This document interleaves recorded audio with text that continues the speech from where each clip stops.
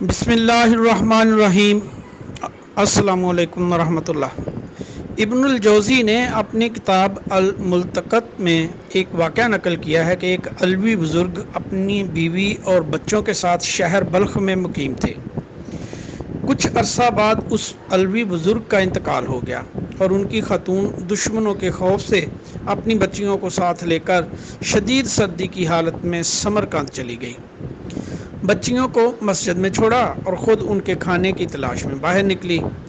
وہ خاتون بیان کرتی ہیں کہ میں نے دیکھا کچھ لوگ ایک بزرگ شخص کے ارد گرد جمع ہیں۔ میں نے اس شخص کے بارے میں لوگوں سے پوچھا کہ یہ کون شخص ہے، تو مجھے بتایا گیا کہ یہ شہر کے بڑے بزرگ آدمی ہیں۔ میں ان کی خدمت میں حاضر ہوئی اور اپنی ساری داستان غم سنائی، جس پر انہوں نے کہا تو مجھے اس بات کا ثبوت فراہم کر کہ تو علویہ ہے، یعنی خاندان حضرت علی رضی اللہ تعالی عنہ سے ہے۔ اس نے میری کوئی بات نہ سنی اور میں مایوس ہو کر واپس مسجد کی طرف چل پڑی تو راستے میں دیکھا کہ ایک اور بڑے آدمی چبوترے پر بیٹھے ہیں اور ان کے ارد گرد بھی ایک جماعت بیٹھی ہوئی ہے۔ میں نے پوچھا کہ یہ کون ہے، تو لوگوں نے کہا ھذا ضامن البلد، کہ یہ شہر کا ذمہ دار آدمی ہے اور مجوسی ہے۔ میں نے دل میں سوچا کہ شاید اس شخص کے ہاں میری مشکل کا حل نکل آئے۔ میں آگے بڑھی اور اپنی داستان غم اسے بھی سنا دی اور شیخ البلد سے اپنی ملاقات کا ذکر کر دیا۔ مجوسی نے فوراً اپنے ملازم کو بلایا اور کہا کہ جا کر اپنی مالکن کو پیغام دو کہ وہ فوراً تیار ہو کر باہر آئے۔ کچھ ہی دیر میں اس مجوسی کی بیوی تیار ہو کر اپنی کنیزوں کے ہمراہ باہر آ گئی۔ مجوسی نے اسے کہا کہ اس خاتون کے ہمراہ فلاں مسجد میں جاؤ اور ان کی بچیوں کو گھر لے آؤ۔ علوی خاتون بیان کرتی ہیں کہ مجوسی کی بیوی میرے ساتھ چلی اور بچیوں کو اپنے گھر لے آئی، ہمارے لیے بہترین رہائش کا انتظام کیا، قیمتی لباس پہنائے اور مختلف قسم کے کھانوں سے ہماری تواضع کی۔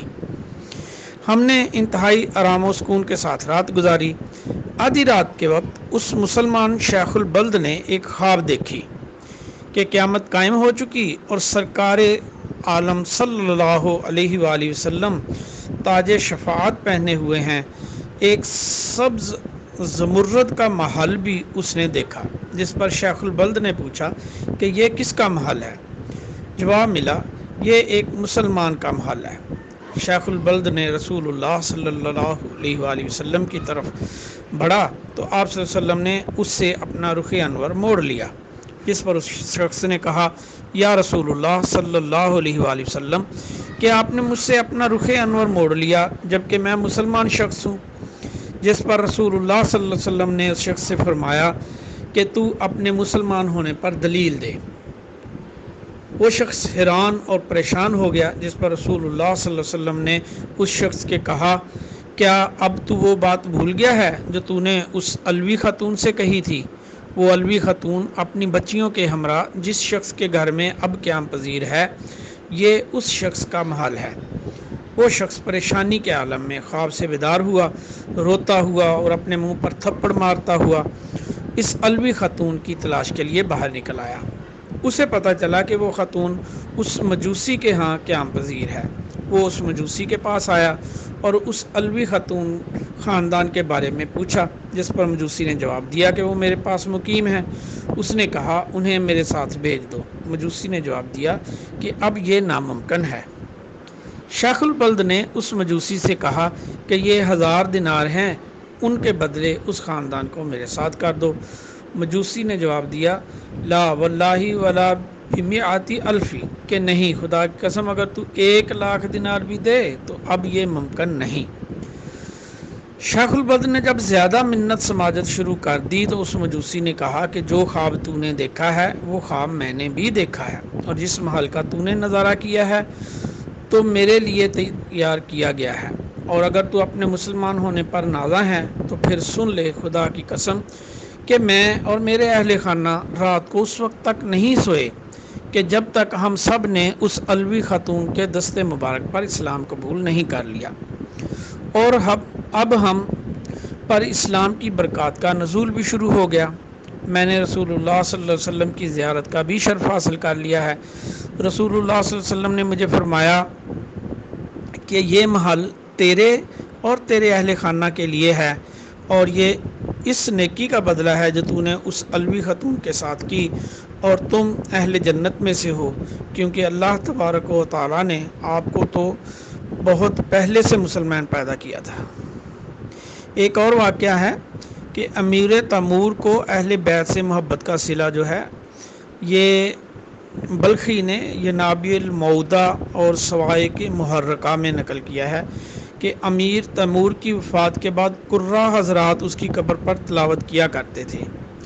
ایک قاری صاحب بیان فرماتے ہیں کہ جب میں قرہ حضرات کی جماعت کے ساتھ اس کی قبر پر آتا تو قرآن پاک کی تلاوت کیا کرتا، اور جب کبھی اکیلا قبر پر آتا تو سورۃ الحاقہ کی آیت 30 اور 31 تلاوت کیا کرتا۔